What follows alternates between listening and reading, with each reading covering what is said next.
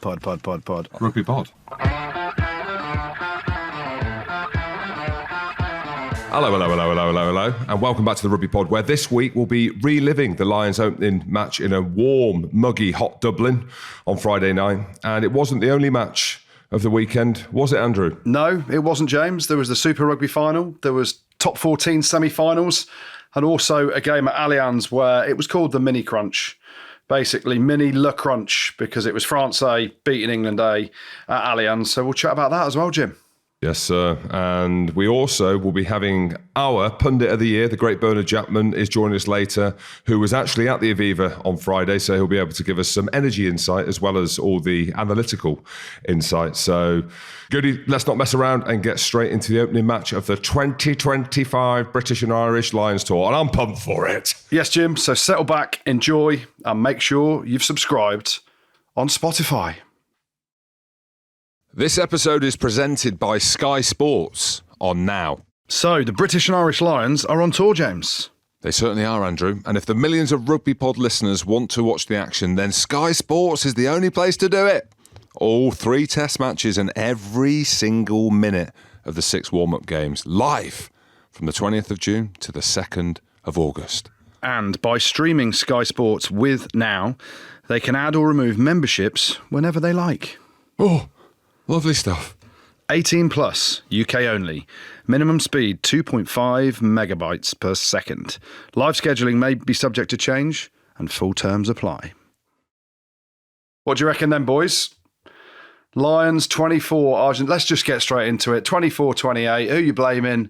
How good was the atmosphere? It looked great. How good for Argentina? Full stop. You've nailed it. I think you've given 3 headlines there that did sum up the game at the weekend. But let's just go on the emotional side of things, because it's been a long old build-up. And I tweeted it after the game. And I think people thought, how good were the Lions? I said, how good is the Lions? Because you nailed it there with the atmosphere. And it looked wicked. If you remember 4 years ago, for the people that do or don't remember, that it was in South Africa during COVID and there was no fans. The British and Irish Lions Tour is about the fans. Yeah. Yes, it's about the team and about the players, but this is a tournament. This is a series for the fans, and I'm all in for it, lads. And seeing the game on Friday night, and I messaged Matt Hansen after the game and just said, good luck and stuff. Me and Matt go forward and go back and forward on a few things. And he was like, how good was the atmosphere?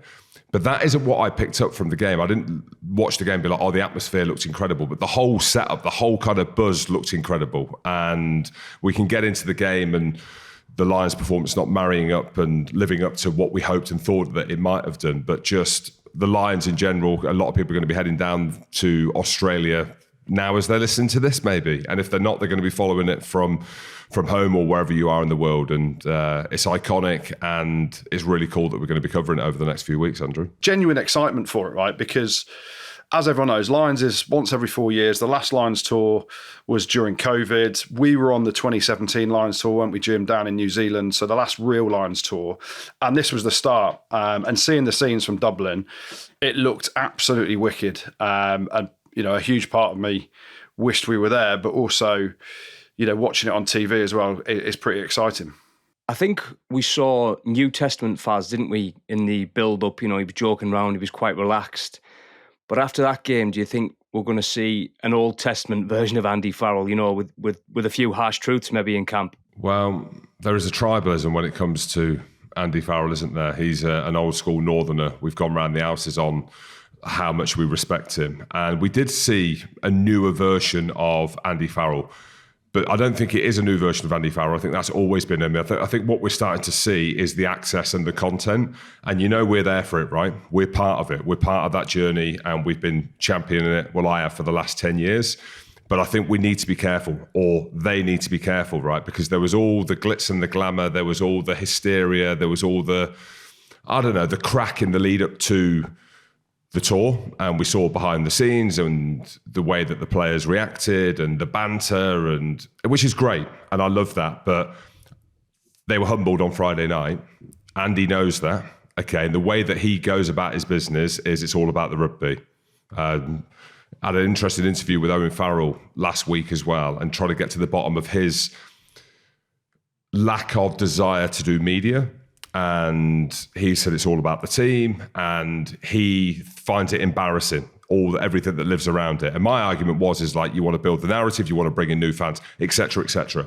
I think what we've seen over the last few weeks is a bit of pissing about, bit of joking, and all of these things that happen, because we're seeing behind the scenes as well, is that there might have been a couple of drop balls along the way. I don't know who from, but Andy Farrell, you could kind of hear it in his post-match press conference and interview. Like, he said it was unacceptable and the desire wasn't there and all of these things, which you would, especially in the first game. And I know it's a warm-up game, but it's a test match against a very good Argentina team. It's almost good that it's happened now, but I think you'll start to see things tighten up. And I'm all for the content. Let's put it out there. I'm all for access and stuff like that. But this team have got a fucking job to do at the end of the day. And you've got Andy Farrell at the helm. And one thing we can maybe touch on is it's going to be interesting to see how the leadership thing unfolds. And again, being with Owen Farrell, love him or hate him, he's a born leader and all of these things, and takes his job extremely seriously. Not that the other lads don't, but he is a level above. And they did lack a little bit of leadership on Friday. And you're wondering who in that team of years gone by, your likes of Brian O'Driscoll, Paul O'Connell, Owen Farrell, your Johnny Wilkinsons, Martin Johnson. The list is endless, right? But when you look through the Lions team, you're like, right, okay, in this new age, this new era of sports media and entertainment, there needs to be an understanding, which rugby hasn't quite been able to wrap its arms around yet. This mass collaboration of content and all of these things, and show us what you're doing. They need to get that balance right now, because that was a humbler on Friday against Argentina. And off the back of that, and seeing how good Australia have been and their super teams have been, like, it's business now. And I think, from my opinion, it's positive in a way that they lost that game. And it's positive the way that Andy Farrell spoke after the game, which he would do, and said, black and white. He didn't say the whole game was unacceptable and their behaviour was unacceptable. He said there was like the offloads and stuff like that. But I think he bit his tongue, and I think he probably wanted to say more in terms of what we are talking about now, and that it's business now, and they're on the plane, or they might have got off the plane, Goode, and they're ready to go. Yeah, they've landed. I know what you mean. And we actually praised them. We were at the lunch, weren't we, on Friday, and we actually praised them for the content, the behind the scenes, because people sort of fell in love, or a lot of people's memories of the Lions is that 97 Lions tour, when it was they were the pioneers of behind the scenes, living with the Lions, John Bentley with the camera and saying things that you couldn't say now, by the way, from some of those clips when he's in the gym with his camera pointing at women or whatever. But the reality of it is, you need some of that, or you need lots of that, as we've been demanding. We want the fans to feel close to the players and all that stuff. But also, the best teams flick a switch. The best teams flick that switch. The best players flick that switch. And take Finn Russell, for example. I know he wasn't playing, but you can see Finn's got the ability to smile, laugh, joke, and then bang, flick the switch, and he's business. Whereas, like you said, Jim, the leadership group need to be able to get them to do that. And it's not doom and gloom. Like, Argentina are a good side. We talked about it last week.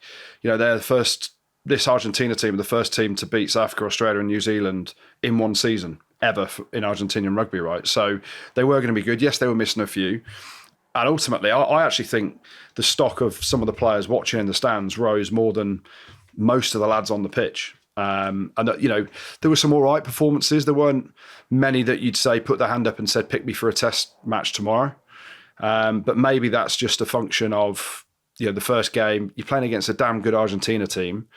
It was physical, and, maybe it was just a way of not blowing the cobwebs off, because there shouldn't be cobwebs, but a reality check for the squad to know that this ain't going to be easy, because it's not.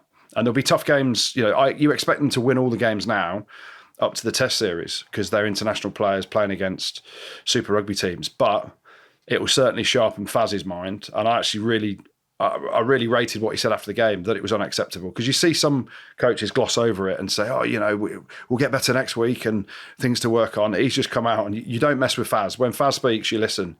And that's what he'll be doing behind closed doors as well, right? I think you've got to remember as well is that the Lions' first game is usually against an invitational side or a club side, isn't it? The first game of this... Yeah, not for the last few years. They played Japan, didn't they, in 2021 at Murrayfield? Yeah. But I don't think Japan aren't on the same level as Argentina. They're fifth in the world. And I know they were missing a few of the lads that are in the top 14 and stuff, but Argentina are a really good side now. So I think getting a good test against a good Argentina squad is arguably more valuable to the Lions than it would be playing a President's 15 or whoever. Oh yeah, from that point of view, definitely. And I think with Argentina, and without going over old ground and labouring the point, like we did mention last week, that this is a proper Argentina team, albeit missing a few of their stars, but you saw the quality, right? That wasn't a fluke. The way that they counter-attack, their physicality, some of the players they've got are absolutely world class. Like you see them in the Premiership. You've got Pablo Matera, who is one of the best back rowers in the world as well, and they've also got a point to prove, right? And that's what the conversation is around Argentina. Should there be a Lions tour down in Argentina? We'll maybe discuss that a little bit later, but you saw what it meant to them playing against the British and Irish Lions. And yeah, I wouldn't have said that the Lions were necessarily favourites going into that game, but Goode said it's a reality check. And that's exactly what it is. And it's it feels like it started now. It feels like it's really... And after the tour, if the Lions are successful, no one really will remember this first game. You know, with all due respect to Argentina, and the conversation there will keep carrying on, and that'll be within their rights to kind of push it forward. But Lions have got a job to do now, and it is business. What do you think about a Lions tour to Argentina? A hell of a place to tour, isn't it, Jim? Hell of a place to tour. One of my favourite ever rugby tours. Salta La Linda was unbelievable when I went there in 2009. It's a wicked country. Love it. Yeah, I've been a couple of times. Mar de Plata. My only try for Scotland was Mar de Plata. It could have been Tuckerman, but a fabulous country and loves its sport. And you saw just how viciously proud they are as a nation when it comes to sport. And I don't know. It'd be interesting to know what the fans think, because ultimately it's them who are going to have to go, aren't they? If I had to, would say no. Oh, James. I don't know why. James. Yeah, I don't know. I don't know why. Maybe because just Argentina are coming good, and they've been really good against Scotland. We've played them in the quarterfinal of the World Cup in 2007. They knocked us out of the World Cup in 2011. So they've done what they've done in the championship. I just don't know. And again, I might get hate for this. I just don't know whether they carry enough weight yet. An Australia have in years gone by, back-to-back winning world champion South Africa, the All Blacks. But there's an argument for it, and you saw that on Friday night. They are silly good. They're brilliant rugby players. They're well coached. They're playing in the championship. They're beating the best teams in the world now. They're at that level. I just don't know. As good as Argentina is as a place to go, yeah. Yeah, I mean, it'd be great for the fans. I do understand your point, Jim, because let's be honest around it. They haven't got a professional team in the country that are competing. They used to have the Jaguares or the Jaguars for our less learned listeners. But they had the Jaguares in Super Rugby. They've been disbanded. So in terms of a pure test match series, you can see how good the Argentinian team can be and where they've got to. They're fifth best team in the world. So they ain't got there by fluke. But also from a tour perspective, you ain't getting many tests. I say tests. You ain't getting many good games against just mix and match teams, because there's not other professional outfits there like they have in South Africa, Australia, New Zealand. So while it's, it sounds romantic, and it's you'll have the best steak in the world, you'll have the best red wine in the world, and some might argue, the French might argue about the red wine, but the fans would love it. But I hear you. Test series would be wicked, but the rest of it, not so much. Here's one. Could you throw the Lions into a championship one year and just see how they fared? I'll play them all. Don't know. Just throwing it. Play them all. I don't know when. I mean, it's ridiculous in a congested calendar. Problem maker again, Jim. Problem maker, not problem solver. Of course. I'm happy how it is. I don't know why we're throwing this. The argument's there for Argentina. Commercially, it would be brilliant for them. I don't know how commercially, if you want to look at it from that point of view, so if you're looking at the business side, how commercially viable it is for the reasons that you mentioned. And I don't know how the sport is run down in Argentina. I just know that they're unbelievable at football, and they're very, very good at rugby. Just get Messi in. Get Messi involved. They'll sell it out. There you go. Very true. And Maradona. I know he's dead, but just do something around him. I shouldn't say that. You've got to be careful what you say about Maradona. Legend. Icon. Right, lads. Let's get our Rugby Pod Journalist of the Year on to chat about the Lions. It's Mr. Bernard Jackman. First of all, lads, thanks a million for the vote. I really appreciate it. Very kind of you. Well, it's journalist and pundit because he ticks both boxes. He writes wicked columns, but also as a pundit, there's no one better this year, was there? Where's the award, Bernard? It's on the way. It's on the post, I heard. Block of wood. You got that block of wood. It's heavy. I'm looking forward to it. Yeah, no, it's class to have you on, Bernard. Mate, we were talking about the game at the weekend. Let's just get straight into it then, because you were there. Just firstly, what was it like when you were there? Because it looked wicked from where we were watching on TV. To be honest, I've never seen anything like it in the Viva. The Viva gets criticised a lot by Irish fans for lack of atmosphere, being too corporate, maybe failing to engage the crowd, everyone going out and getting drinks and all that stuff. This was different, and to be fair, there was probably at least 50-60%, from outside England, Ireland. mate, the English fans. Thank the English. There we go. English fans. No, it was, and the corporate hospitality was nearly all English. And they just came to Dublin and just went on it. Like, it was mad. And to be honest, like, I've heard some people criticise the pre-match entertainment and things like that, but you did feel you were at an event, whether that was just even the cameras flashing to previous lines, great. They built it up nicely. And then we got a decent game, which was back and forth. And yeah, it was a great night. It was beautiful weather as well. And I think for a lot of people, a chance to see the lines in person, which maybe it's out of people's price bracket, or they can't get time off work or whatever. It was just a great privilege to be there. That is a big thing, isn't it? Obviously, ultimately, there'll be a lot of people that have gone to that game having never had the opportunity to go on a Lions tour for various different reasons, but to see them in the flesh and be part of it on game one was pretty special. What did you, comms go well? You did a solid job as ever? Yeah, it was okay. I think I was to and fro, and obviously you want to give the man of the match to the winner. So it was in the hopper to the very end. Obviously, the Lions were pushing and on the neck roll by Tyke Byrne. That meant New Zealand, or the Pumas were going to seal it out. But I thought they could have given it to any one of those Argentinian back rows. Garcia at 9 was brilliant. Carreras at fullback, but I gave it to Thomas Albornoz. I just thought he was brilliant. He's been brilliant for Benetton this year. But when you think that wasn't a full strength Argentinian team, and I know there's reasons why the Lions weren't as good as they can be, but I went up to watch them train on Thursday and just spent a bit of time in there. And Felipe Contaponi played in that game 20 years ago, and at that stage, Argentina had arrived. But like that, his era, with Lobe and Ranchero and those guys, they had a real cause, which was to get Argentina to be respected worldwide and to be a tier 1 country.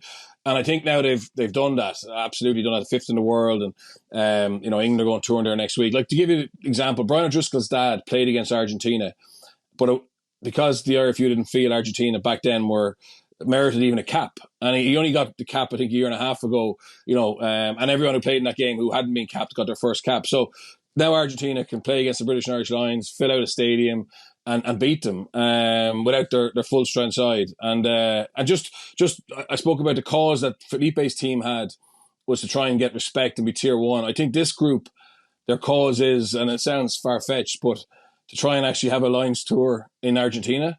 That's certainly what they were speaking about, and to put their best foot forward to show what they can do. And I understand that the midweek games would be impossible, but what they were saying, speaking to some of the people involved at administration level, was that they think they could, Uruguay, Chile would be able to go toe-to-toe with the Lions in midweek games, and maybe America and Canada would play. So instead of playing club teams or provincial sides, they would play test teams from the Americas. And there's so much change in the game at the moment, but potentially, how good, like, we've all toured Argentina, how good would that tour be? And not to take away from Australia, South Africa or New Zealand, but they're hoping that eventually they can get added into that cycle of every 4 years. Jeez, yeah. I mean, the way you sum it up there is exactly what could happen. Jim's just poo-pooed it and said no thanks, but now Bernard said it. Now Bernard said it in that way. I'm like, yeah, it's on. There we go. Well, I told you that's why we've got Bernard on, because he is the man of wisdom and knowledge and challenges the narrative sometimes. It's a great point. Like, you think of Uruguay, you think of Chile, these teams as well, unbelievable places to go, and trying to engage as well with the US and Canada as well. So maybe, again, I just have my opinion on it because there is a tradition that's inside of me, but you cannot look at that performance on Friday and be like, they don't have a point. They have an absolute point, and they're just a brilliant team to watch. Not just with the results that they get, they're actually a wonderful team to watch, and how passionate they are as well. Yeah. Bernard, you mentioned that game that Brian O'Driscoll's dad played in. And you got the kid. Did you play in the same game? Did you, or was that? Sorry, mate. I was on standby. No, but in fairness, like, it's hard to believe now, but that's the way they were viewed back, whatever, 40, 50 years ago. And I know Brian, and it was so nice to see them actually get recognised. And unfortunately, some of the people who played in that game had passed, but their families, their kids, got to be recognised. It was one of the home games in the Viva. And it's nice to see that wrong rectified. But I tell you, those Argentinians, I mean, like, there's only a couple of hundred of them in the ground, but for the whole game they were heard. But then if you saw the celebrations at the end, they're just different gravy. Who would you give man of the match to from a Lions perspective? Let's talk Lions then.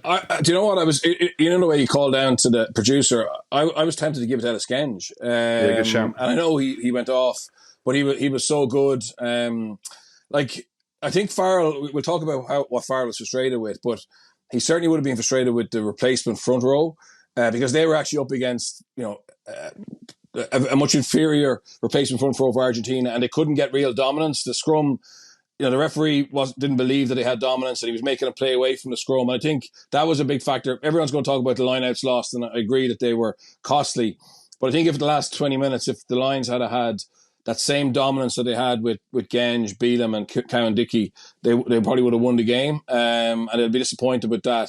But Finn Smith was good. I didn't think that many of the Lions really had stormers, to be honest, and I was going to give it to Genge. Yeah, I agree. I thought Genji was phenomenal. And we were talking about him in the lead-up. I'd have him as a test starter because of the emotional energy that he brings. But you saw it's more than the emotional energy or the leadership that he brings. It's actually the ball-carrying ability. And then one thing we were talking about, Bernard, was the makeup of the back row. And, I mean, clearly didn't look right, and you referenced the lineouts then. But for me, if you look at the stats, if you went into the analysis of the game, which is a big part of what you do as well, everything favoured the Lions, right? And I think a lot of it just shows how good the Argentina counter-attack and off broken field play and all of these things. But they had 2 tries chalked off as well. So it's not all doom and gloom, is it? No, there was loads of positives. I mean, like 16 red zone entries, so 16 times getting to 22. And anti-fire teams traditionally are very good at that, and then they're very good at taking points. So obviously the Luke Cowan-Dickey try being chalked off for not scoring probably 9 times out of 10. That's a try. The Tyburn neck roll at the end, you probably score if you have a little more patience. But they had 60% possession, 70% territory. Like, they dominated it. And in fairness to them, I think they probably didn't get the balance right between contestable kicks and all that stuff. But I think they wanted to test drive that attacking shape, and the thing for the players who obviously wasn't very many Irish players in it. The Andy Farrell system, it's incredibly intricate, and everybody has to be in the right place at the right depth, and the passes have to be on the button to actually make it work. And I think if going back to his rugby league days, when you got a set of 6, and there is very pre-programmed plays. Phase 4, phase 5, phase 6. It's like that, but multiple phases. And the wingers are so important to it. And that's why I think you saw Mac being so important, or having such a big role when he came on, because he just knows the system. And I think Freeman had a really good game, but it'll take him a little while to get up to speed. Duan, it's probably not his strength really. He's more of he's amazing at what he does, but he's very much a straight line, finisher, power. Whereas Farrell likes to say that he likes his wingers to be untidy, and Lowe and Hansen really understand that system, being able to swing from left to right and join up together and create mismatches and create overlap. So it will take a while, and the challenge, I think that's why he's gone so Irish focus on his coaching staff, with Sexton being there obviously, and Andrew Goodman, and Farrell does coach the attack as well, but that will take time, and he knows he has very little time. So that's going to be the challenge for the non-Irish players, to make sure they get up to speed quickly, because if not, it's going to really, I suppose, create an advantage for the Irish players who do know it. Yeah, 100%. Now, you actually saw some really good shape in the first half, I thought. There's a couple of bits that there was one off second receiver as well, and I was like, geez, that is sharp. But it seemed like they were just forcing the offload and a bit of spill ball in the tackle zone and all that stuff. We saw the 2 tries that the Argentinians scored just before halftime. That was a killer, wasn't it, when Duhan van der Merwe knocked it on? But in terms of the shape, they're obviously going to stick with it. It was interesting what Maro said after the game about the ticky-tacky rugby that they need to stop. But then I've read something today that Faz says they want to entertain in these first 4 games. So how do they find that balance, or is it just pick 15 Irish lads? No. They'll find it all right. Look, I think they were creating line breaks. They were getting on the front foot. They were getting their hands free.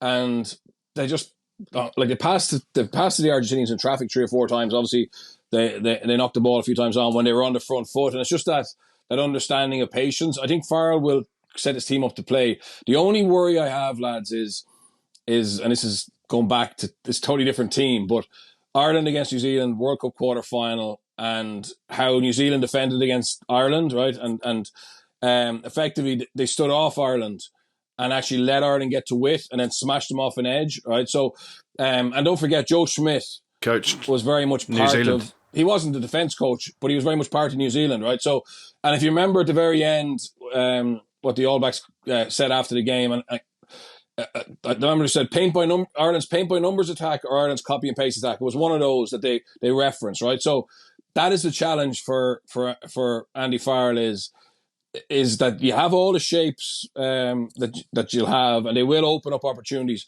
but you either need unbelievable pace or X factor somewhere to go and hurt them. Whereas against New Zealand that time, if you remember, New Zealand were giving Ireland the edges, and Ireland couldn't really go and beat people and really hurt them enough.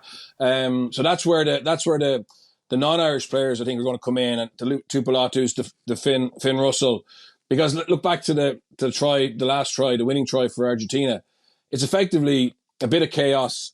Someone jumps out of the line. Albornoz, throws a dummy, gives a fend, and next thing they're away and they score really quickly. So the Lions are going to have to develop both sides of that. Obviously the phase attack, and obviously you want to be able to hurt teams with that. But then obviously that transition attack and some set piece attack as well that can hurt Australia in those test matches rather than having to play 12, 13, 14 phases and lose energy.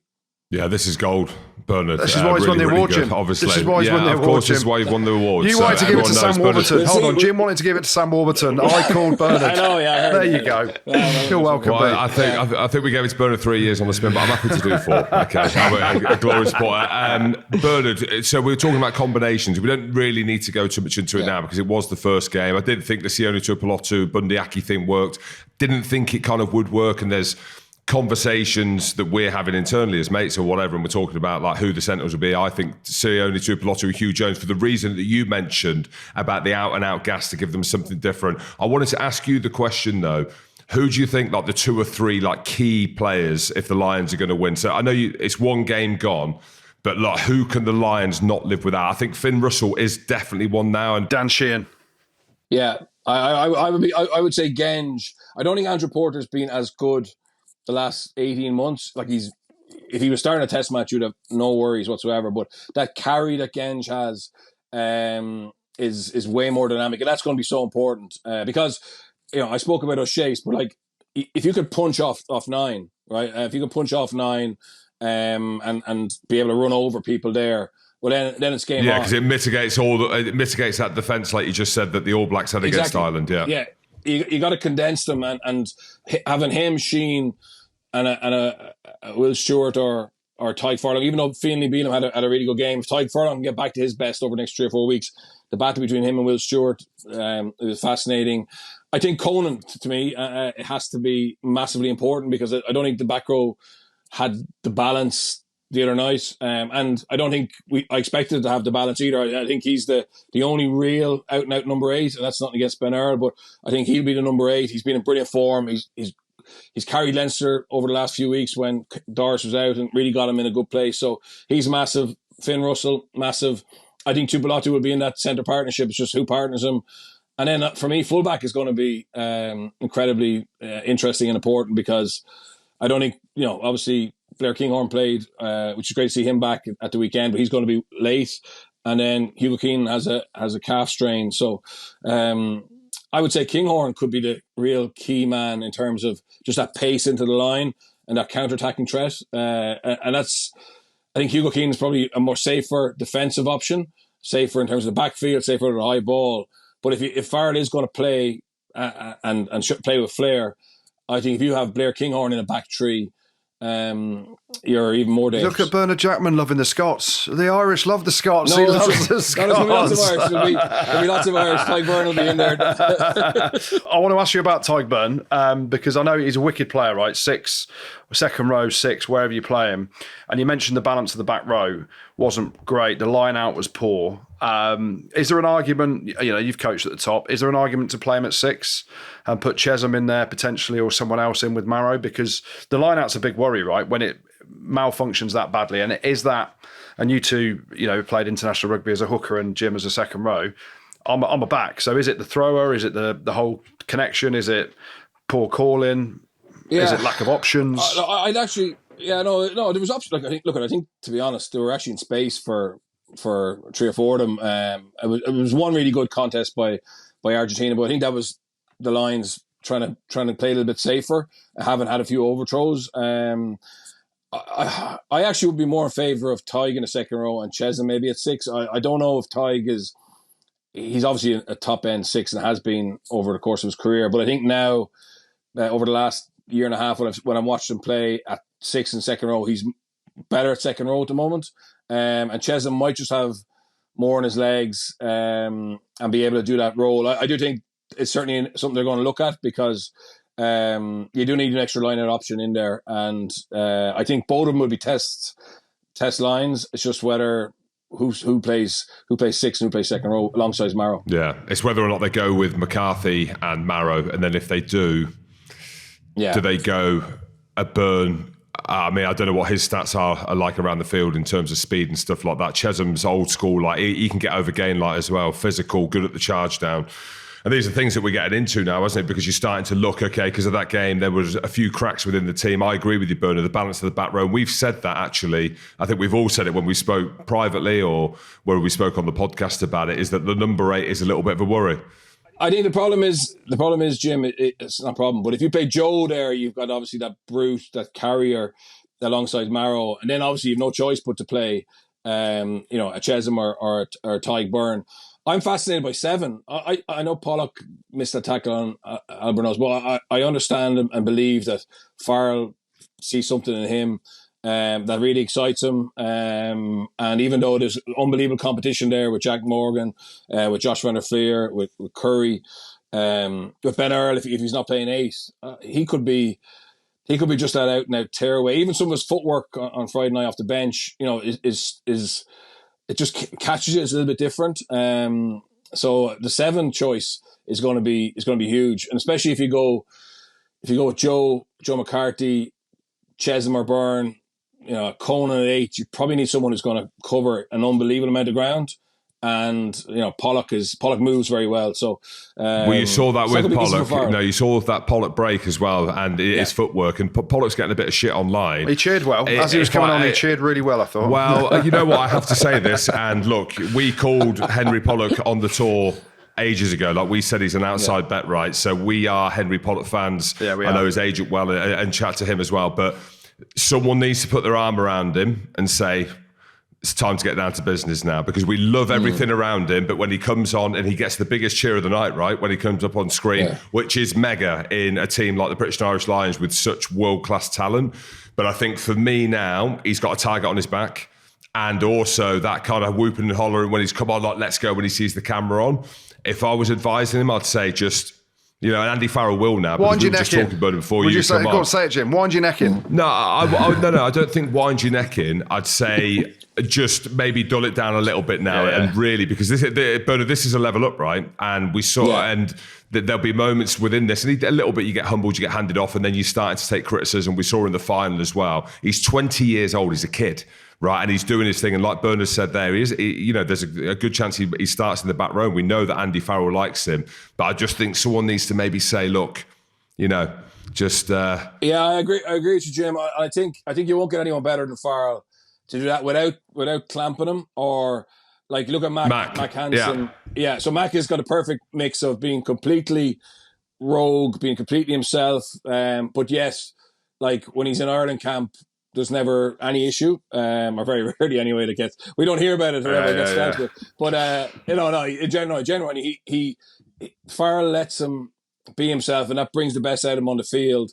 But also he adapts to make sure that it's not being distracted for the team, and I think Farrell will get that right. And I was fascinated by him after the game, because like we rarely see that really being that harsh. He generally protects his players, but like it was the things that really frustrated him were just those scraps and the scramble on transition as well. When Argentina turned that ball over in the 39th minute and went 60 meters, look how many Argentinian players are in the picture, and look how few Lions were able to. And I was like, obviously we're in the commentary box, I'm going, oh, have they had a massive week in Portugal? Have they done like a mini preseason? And I don't think they have, but like it's just attitude and be able to switch on. So I don't see that happening again. Very rarely does Farrell have to get pissed off twice on the same tour, and he generally gets that reaction. So if you're going to get that in game one before you even go on tour, it's far better than lose the first test because of being a little bit off it emotionally or physically. And I think he will.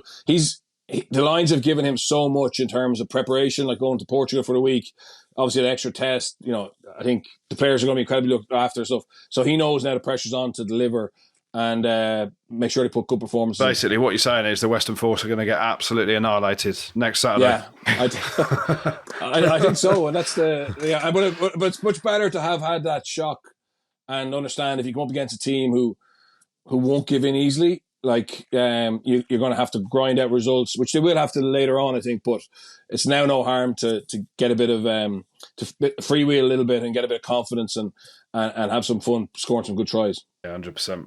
The Leinster boys are back. The Leicester boys are back. Finn's back. That's what he said. They're basically going to pick those boys and go and win it by 100 points.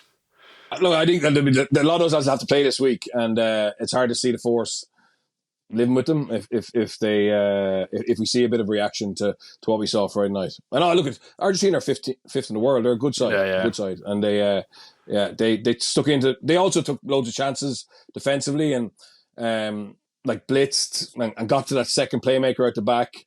And again, the lines just weren't as deep as they needed to be. The handling wasn't as good. It was for the Bundy try, but in general, the lines got a bit spooked. And I think that the more practice they get against that kind of D, the better it'll be. But as I said to you, I do fear that against Australia, Australians will be a little more passive and stay connected. And that's the challenge. Yeah, 100%. Right, Bernard, we're going to let you jump. Thanks as ever. The greatest pundit for 25. I'm going to keep voting for you, Jim. I had to convince Jim, so he says sorry. Yeah, I think Jim blamed me for having a hangover in Tralee.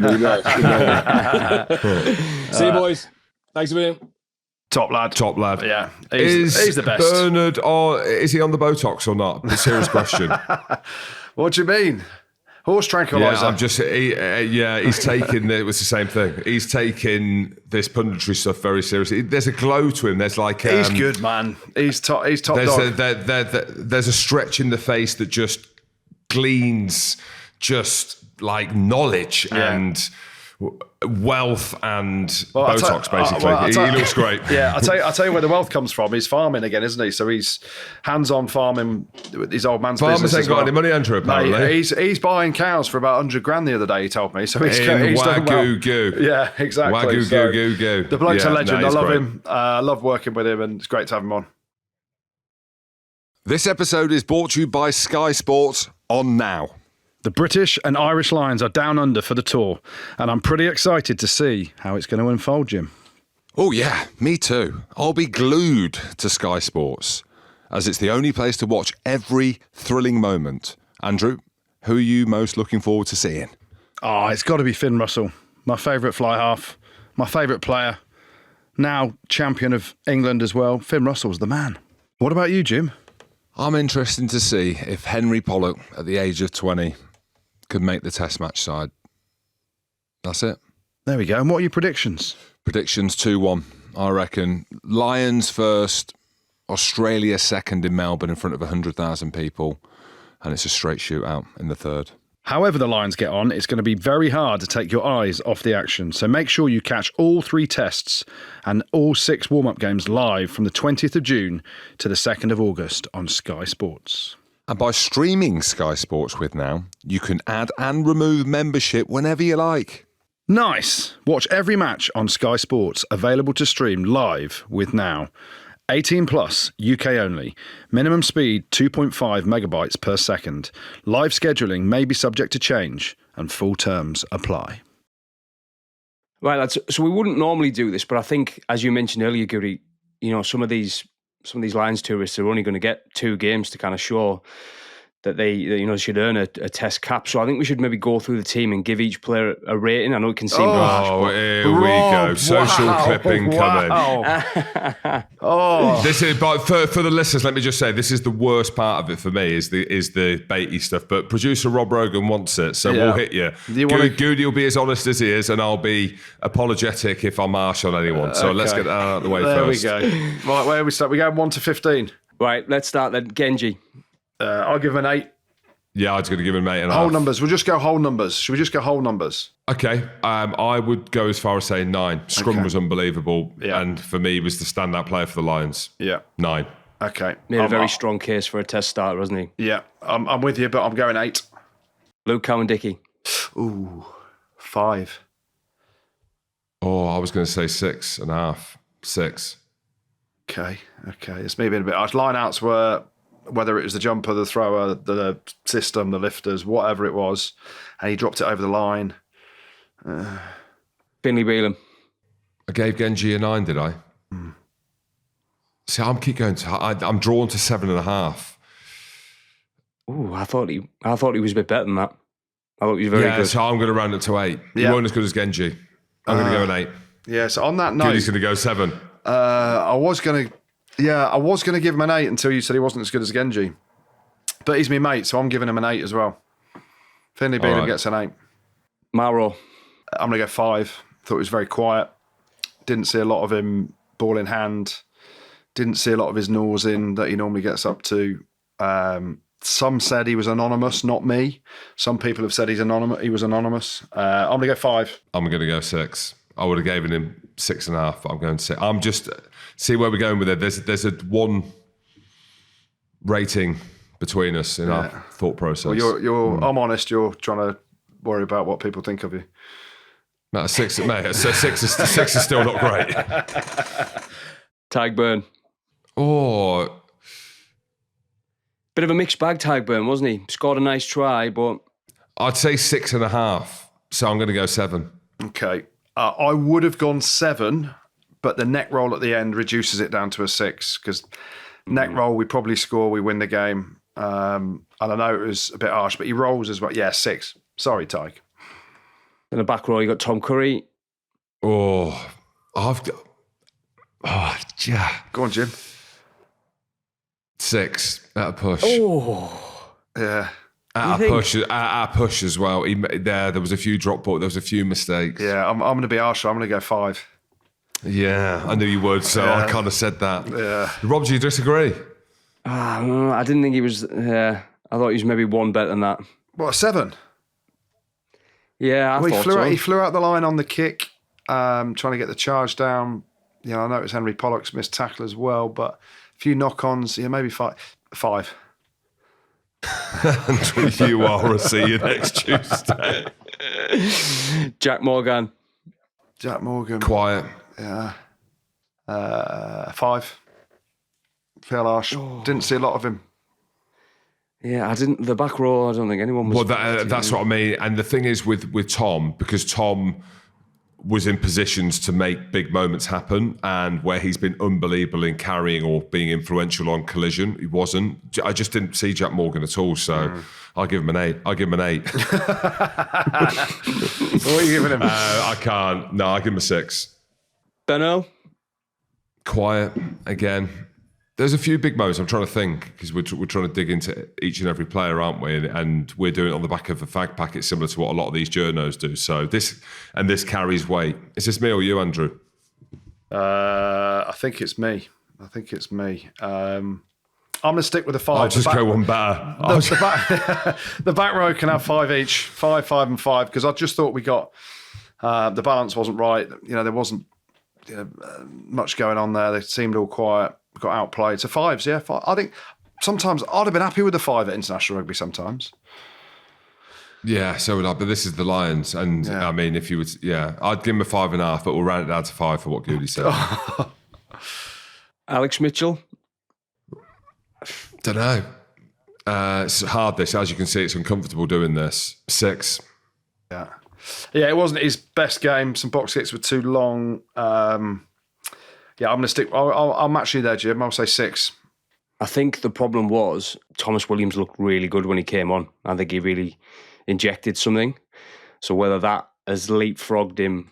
Yeah, because it just looks sharp. And Alex Mitchell's been sharp, but Thomas Williams came on and was sharp. Yeah. So, but I mean, I'd give Thomas Williams like a 7. I know people are talking about him, but when he came on, he was a 7. Yeah. So to give Alex Mitchell, what have I given him? 6. 6. 6, yeah. 6 I think that's fair. 6 is fair. Yeah. I don't know whether we expected more as well because, like trying to forge combinations. Well, him and Finn Smith should have had that combination sort of already down, shouldn't they? But a bit more of it's about the errors. So they can't get into the flow of the game as a 9 and 10. The offloading that a lot of them went to the deck or the RG's got in the passing lanes, whatever, just stunts the cohesion of the attack, which is hard for a 9 and 10 then to get with the flow and get to 3rd, 4th phase where you can see the field. 6 is fair, I think, for him. Finn Smith, I'll give Finn a 6 as well. Finn Smith put a crossfield kick in. Mendy plucked it out the sky, and I thought he was going to go the length and score, but we scrambled back. It wasn't Finn Smith's best game, but it's very similar to Alex Mitchell. I think the errors stunted our attack in terms of getting deep into the phase count, which is where Finn often comes into his own, pulling options, seeing a narrow defence, spreading the defence, going in through the middle of them. I'll go 6 out of 10 for Finn Smith. Yeah, I agree. 6 out of 10. Duhan van der Merwe. Oh, he's getting... Oh, Jim, this is yours. He's getting some shit. 5. Oh, 5, yeah. I mean, at this level, and this is what we said, and... He hasn't played a lot. In his defence, he's been injured. He hasn't played a lot for a while. He's not played a lot, and I don't know what the stats are on this, so this might be a ridiculous statement to make, and someone can call me out or they can back me up on it. And maybe we can find out as well. I don't remember Scotland being kicked to that much, and maybe because that is the threat of the back 3 of Blair Kinghorn, Darcy Graham and Duhan van der Merwe. Whereas obviously where he is exposed, and I say obviously because we saw it, was under the high ball and aerially. It's undeniable. He gets the ball in space. He is a one-man wrecking ball. Like we've seen it. But at this next level of international class to world class, and that's where you see the likes of Mac Hansen, James Lowe in this instance, Tommy Freeman as well. And I mean, aerially, he wasn't amazing at the weekend, but he has been. That's where Duhan got exposed. And that was the issue at the weekend because it was glaringly obvious. But he hasn't played and he had surgery as well. And I think he gets another shot. But yeah, a good 5. I say a good 5.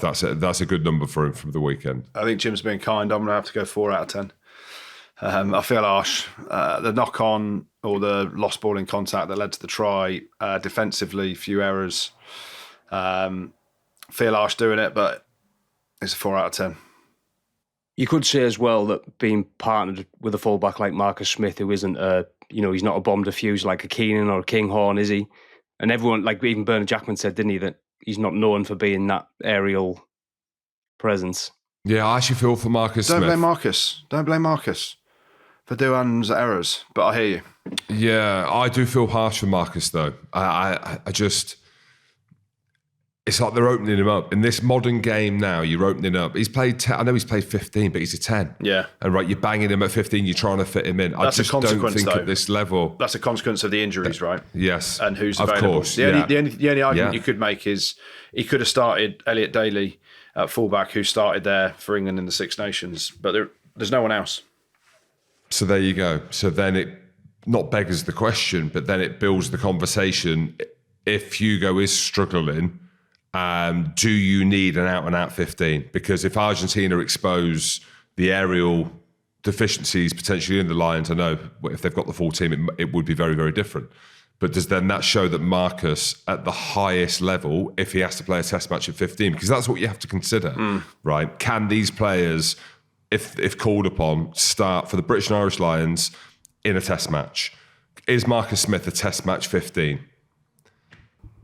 I don't think he is. No, I hear you. Is he a world-class rugby player? Absolutely. And I just feel as if it's hard for him because he's just dropped down the pecking order of being the Lions' third choice 10 behind Finn, and then him. Yeah. And he's probably Lions' third choice fullback as well, without being harsh. But then that's what's got him on the tour. You heard what Faz said initially when he picked him, said he looks at him as a 10-15, so someone that could sit on the bench, come on at 10 or 15 to change the game. So with Marcus, his ability to play in two different positions has got him on the tour, but it's also going to count against him when it comes to, he can't go and say, Faz, pick me at 10, that's it. So, and a lot of players would jump at the opportunity to have, Marcus Smith skills to be able to cover 10 and 15 and play the way he does. But ultimately, it's not marrying up to being a test starter. But anyway, we got off the numbers. So that was Finn Smith and Duan. Oh, Marcus Smith, I'm going 5 out of 10 for Marcus as well. I had 5 as well. Bundy Aki. Bundy. I mean, opening try, powerful. He took the ball up well. Was he a 7? 6. I'm going 7 for Bundy. Oh, okay. Yeah. Right, yeah. I mean, I just went 6 based on Bundy Aki's standards. He's normally a 7.5 out of 10, 8 out of 10 every game. But again, it was hard because the attack didn't click, did it? He didn't get much of a run up on stuff. You didn't get much because of the line out didn't function. You didn't get much opportunity for first phase, so you didn't get to see him in full flow. Yeah. 7 though, for me. I don't think that centre pairing worked. Yeah, it's hard, isn't it? Because of like we just said, like you need line out ball, you need speed of ball. I imagine if the Lions were getting quick ball and they were playing at the line, it could have looked very different. Like you think you've got Sienna Tuipulotu and Bundy Aki. You've got 2 phenomenal players. Sione for me, I'm gonna give him a 7 as well. Okay. I was not going to give him a 6. sparkling. Oh, see, why are you being harsh to the backs, Jim? Yeah, maybe you're right. I'll go 6 as well then. I'll agree with James. And Tommy Freeman.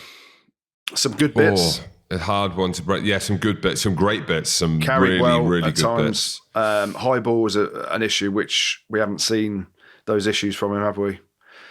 Little knock on for one. He was 6. He's a 6, yeah. 6 out of 10. Yeah. 6 out of 10. I thought he was a little bit better than that. I would have said 7. Yeah, I was going to say 7, but I just think because the negativity that Goody's bringing, he's just be honesty. It's honesty. It's honesty. What about the little knock on? You know what I mean? It's just little things like that. You can't be a 7 out of 10. And that was the thing. And that's the thing with the back row, that if you came out of that game and you're looking at the area bit and you're like, wow, he took every single ball and did nothing else, you're giving him an 8. You're giving him an 8 out of 10. And I think for me, watching how well Mac Hansen did when he came on, that's a 7. That's a 7, that's an 8. So you're giving him a 6? Oh, I've given him a 7. I'm happy to do that as well. Right, lads, I've got a new feature for you this week. Oh. Off the back of us getting a little bit of heat last week Hang in the on, comments. Rob, who's we? Give us some context. Mainly... Yeah, it was mainly you, Jim. Yeah, it was. Mainly What shit mainly did you me. get, Jim? For the clothes? For the shit get up? Or what was it?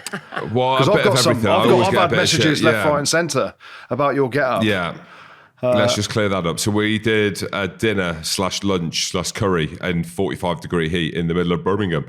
Bourneville And Rugby Club, to be precise. Bourneville Rugby. Yeah, I was going to come on to the name. And what was the attire that we got given? It was like, think wedding, think summer smart. So you can imagine what these white middle-class rugby fans are wearing. They're wearing like really tight boat shoes, tight chinos and duck blue shirts, mostly bold. That has nothing to do with it because that's not really a choice. I don't wear stuff like that. I don't wear boat shoes. I don't wear loafers. I don't wear chinos. I don't wear shirts. So whatever I was wearing, I mean, some of the comments were hilarious and I was getting rinsed. But I'm not using the people that were commenting on Goode's Instagram as the barometer of where I'm wearing something cool, smart, trendy, or I look like a chef. You, mate, you do you. You look like a chef, but you do you. I had all sorts of different ones. Why is Jim in his big pyjamas? Is Jim off to an old people's home? Was some of the best ones. What about Jim's special shoes and general attire? What else did I have? Big Jim talking about himself as the best dressed. Looks like he's just rolled out of bed and put his slippers on. There you go. Well, maybe we should do a weekly segment, Rob. So on this segment, we're calling it Keyboard Captains. And you're going to read out some of the comments and we're going to react to them. So what you got for us, Roberto? So we've had a disgruntled Irish fan say, fellas, if you're going to give it the big one about Leinster's resources, time and again, why don't you try and be a little more objective by also saying that 95% of their players are local Irish lads brought through their own system? Yeah, Leinster fans are not happy. They're not happy, are they, the Leinster fans? Is that with you, Jim? Is that with me? Basically, you just keep talking about them signing two of the best players in the world and not winning the Champions Cup. You get stuck into them, Jim. I stuck up for Leinster. They lost one game that they should have, could have won. You did say that. Okay, so I'll put it out there straight away. I absolutely love Leinster. If I was to set up a rugby team, I would set it up the same way that Leinster set themselves up. Have a brilliant school system, have a wicked academy, bring in the best coaches and have star players. They are a cool team. Closed off, that we don't hear of much, but they are a cool team and they are set up brilliantly. And the talent that they bring through, and we've had one of the teachers on here. He came on the show earlier in the season, the head of rugby at one of the schools. Yeah, it's brilliant. Like, we are championing what they do. They produce wonderful rugby players. And the stat is that 95% of them are homegrown. It absolutely is. Like, it's undeniable what Leinster do. So I don't know why. I think maybe it's just the snippets, Rob, and the social team that are putting clips out there that make it sound as if we don't like Leinster. So I'm blaming the social team. Yeah, blame the social. I love Leinster, but even the Leinster people don't love Leinster anymore. And I can say this honestly because Johnny Sexton has openly said he's bought a Munster season ticket for next season because Leo Cullen signed Rico Ioane. So, sometimes you don't even like yourselves, but we love Leinster. Well, I wanted to talk about the England against France game, but I couldn't see it because apparently there was too many requests for the app or something. What's happened there, Jim? Oh, James, Rugby Pass TV. What has happened? Well, I've been getting a load of messages, people calling me out. Ladies and gentlemen, boys and girls, I'm no longer at Rugby Pass. You left the building, Rugby Pass Jim. TV. You left the building? I left the building. Hey, this would not have happened on my watch is all I'm saying. So don't blame me. Yeah, it's a tough one, isn't it? Because ultimately, you've got to credit Rugby Pass for trying to do that. Because obviously, none of the TV companies wanted to pay for the rights for it, did they? So no one's come in and said, well, we'll pay X for it. And then everyone will be like, why can't it be on TNT? Or why can't it be on Premiere? Or why can't it be on Sky Sports? They obviously didn't want to be part of that or pay the money for it. And whether that's an RFU thing, whether that's who knows why. But Rugby Pass had a go. It failed. And you're trying to find it on YouTube being streamed live. So it wasn't great. Genuine England second team coming up against a genuine France Shags, and they're still playing the top four. Like, how weird, they're still playing the top 14. It was semi-finals weekend as well. But, I mean, big talking points from it. Faye Boso, first game back. How are you? How's your shoulder? Well, it's good enough to get sent off. I do feel a bit bad for him because he was just working hard. He's just totally got it all wrong, hasn't he? Like, there was no malice in it, but... No, hard game for him to come back as well. He's been out a long time, injured, doesn't he? He wants to come on, make a point. There was rumours about him being on standby for the Lions tour as well. And you know what, I'll be honest, I think he's got a 3-match ban. I think I saw that come out today. 2-match. Is it 2 matches? Yeah, 2-match ban. 3 reduced to 2, yeah. Oh, is it 3 reduced to 2? That, for me, I thought that was harsh. And I know people might think that that's ridiculous. It was a swinging arm. It was... Mate. I don't know. I thought, I've got to say, yeah, I know. All right. I think it was harsh. I think Cameron Wookie's is worse than his. Do you? Because it's intent. Are you mad? That's why. But I think Cameron Wookie's actually trying to rap. And he's literally, it's because it's Jamie George, it's because it's Jim Saracens, mate. That's why. Andrew, look, I love Cameron Wookie as a player. How many rucks have you entered? I've entered rucks, thousands of them, like that. Yeah. Okay. About 6 for me. And again, but this is what I mean. We're never going to get it right again. It's just an opinion, isn't it? So I thought it was harsh. I'll be honest. Yeah, I've watched it. I'm not trying to cause a stir. I'm not. I think a two match ban or a 3-match ban reduced down to 2 was harsh. Really. Yeah. I mean, how much damage was done? Well, he's run after him and he's upright and he's swung his arm and shoulder into his head. I do wonder whether he thought he was going to kick it. I don't know. And he's almost gone in for a bit of a charge. It was just clumsy as opposed to... I'd say it was clumsy as opposed to reckless. That's what I thought. But again, that was just my opinion. And I like the kid. And maybe that's something to do with it. Yeah, no, I can see where you're coming from. But if it's anyone else, you're like, mate, that's awful. And I remember Owen Farrell did one against Wasps a few years back. Similar sort of thing. Yeah. And there was uproar. What? Yeah. Again, when he hit... Who did he hit? Charlie Atkinson. Charlie. Yeah. Yeah, mate, I tell you now, you put them together, I'll go back and watch it and I'll fall on my sword on that. They were too ridiculous to give them as comparisons. Okay. Anyway. But it's definitely a ban. The way the world is now, it's a ban. And it was a 20-minute red card. I don't like the 20-minute red card. Really don't like it. Send him off. That's a red for me. Yeah. I thought the Wookiee one was probably a 20-minute red, whereas that was just a straight red for me. Well, let's just get into it. Let's just get into the game, lads. I mean, Jamie George has got his hands all over the ball. What's he supposed to do? And he's got his head popping up and he's got his hands all over the ball. What's Cameron Wookiee supposed to do because there? he's got his hands on the ball, you can go into a ruck. When you lie on your Closed back. arm, and it's a shoulder to the head. He hardly touched him, Jim. The whole thing. The whole thing is around shoulder to the head. That is what they're trying to stop. He's come from distance. It weren't that big a collision. If it was me, it's a yellow card. The same as Feo Bosa's, in my opinion. I don't agree with giving red cards in a contact sport unless you're going around punching people and stamping on people. So that's my opinion on it. But yeah, let's just move on to the game because it was fucking a great game. Well, do you know what?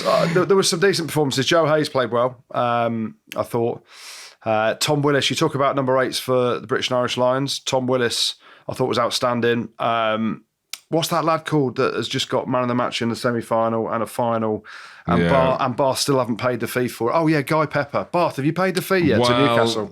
It doesn't matter because apparently this Red Bull deal ain't happening, is what we're hearing. Wow. Anyway, yeah, apparently not. Anyway, just move on. We can maybe talk about that next week. For fuck's sake. Yeah, Guy Pepper was very good, weren't he? What about his strip? I think he could have went all the way, couldn't he? Yeah, he gave it to Joe Hayes, square wheels. Yeah.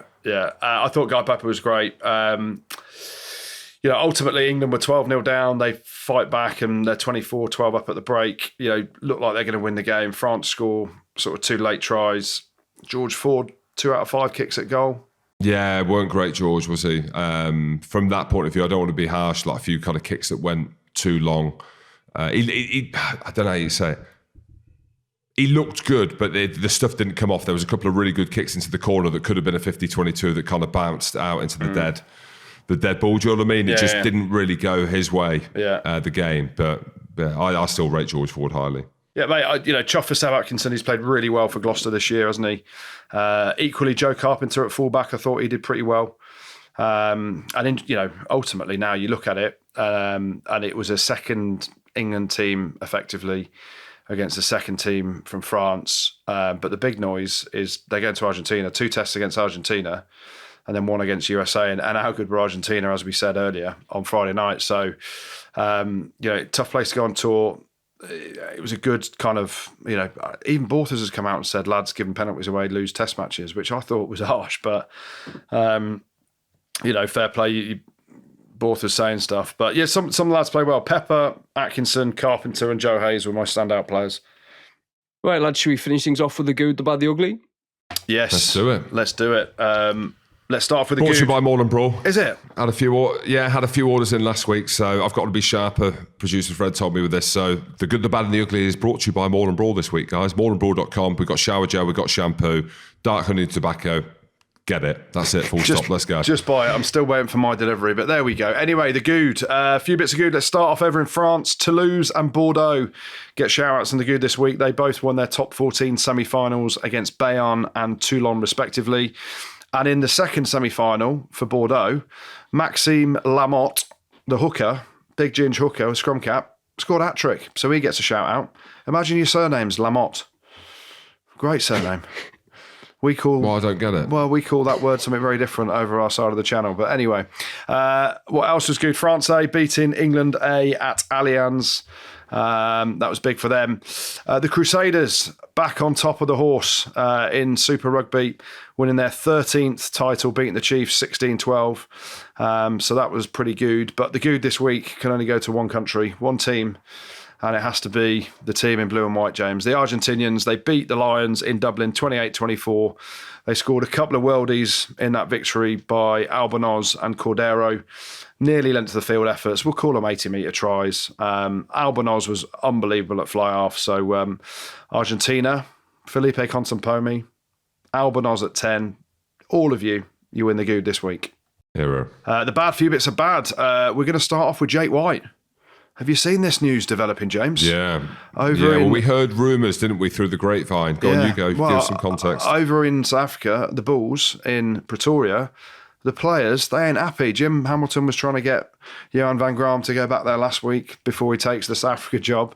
But there's been a bit of a player revolt, and they're not happy, led by the skipper. How weird. He took them to the final. Yeah, I know. Player power, Jim. Player power. But anyway, Jake White, the players aren't happy. Apparently, Johan Ackerman's been lined up, hasn't he? Potentially to come in. So watch this space. Player power, trying to get rid of Jake White. That's bad. What else was bad? The Lions. It wasn't all bad. It was some good bits, but it was the first time they've lost an opening game since 1971. So unfortunately, that puts them in the bad.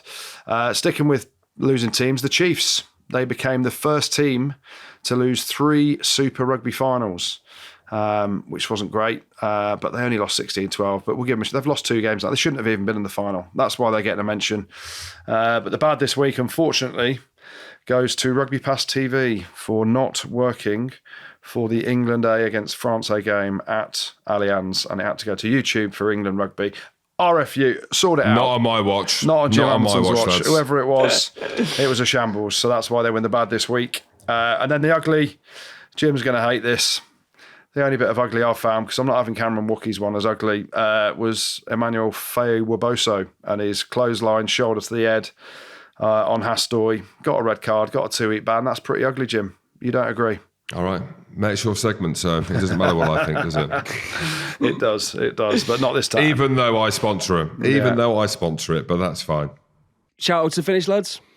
The first one, we're going to give a massive shout out to everyone at Wooden Spoon and Looseheads for breaking the Guinness World Record for the longest women's and men's rugby matches. The men played for 30 hours and the women played for 26 hours, raising money for Looseheads mental health charity and a few others as well, the British and Irish Lions Charitable Trust as well. So big shout out to everyone involved. Guinness World Record. Yeah, there we go. Guinness, I don't know, what have Guinness got to do with the world record? They've sponsored it for years, James. Yeah. Is it the Guinness, though, that sponsor it? There's the question anyway. We'll ask ChatGPT. Jack Cullen, ex-Ireland under-20s player turned musician. Big shout out to you. He's cycling all the way from Scotland to Glastonbury. I've got some mates going there next week to play his first gig there. So check out his tune, All I Need, and give him a follow at Jack Cullen Music. So good luck to him. I mean, his leg's going to be in bits and chafe, but he's only singing, so nice. A big shout out to Shrewsbury Rugby Club as they've just completed climbing the 7 hills in 24 hours for charity. Get in there, Shrewsbury. We'll come to your dinner. Lovely. I've got a random one here. I met a lad called Dougie, his mates in the Devil's Advocate in Edinburgh in a pub when I was out last night with the missus. He's 34 and he loves trains. So, yeah. Hold on. You took your missus to a place called the Devil's Advocate. Is that a gymnastics establishment? No, you do get dressed up though. It's all a bit kind of whippy and kinky, but it's whiskey, sorry. It's a cool whiskey bar in Edinburgh. There you go. Went out and got smashed with the missus. And now we're talking about Dougie, who loves trains. There we go. That was a weird evening. Another hiking challenge as well. Georgina Baker of Banbury RFC organised 12 hikes in 12 months, raising money for her dad, who suffered from a serious injury while playing. So massive shout out to Georgina Baker. Well done. Lovely stuff. Right, last one from me, and it's an international shout out worldwide, wide to St. Rita High School RFC in Chicago. And they made it to the Illinois state semis in only their second year of competing. So big congratulations to everyone at St. Rita High School in Chicago.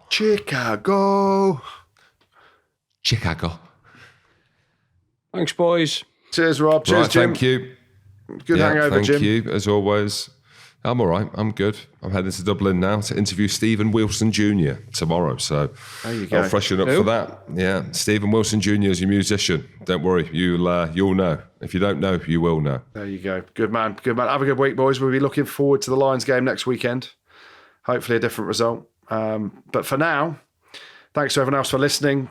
Make sure you followed all our socials, but mainly make sure you subscribed on Spotify.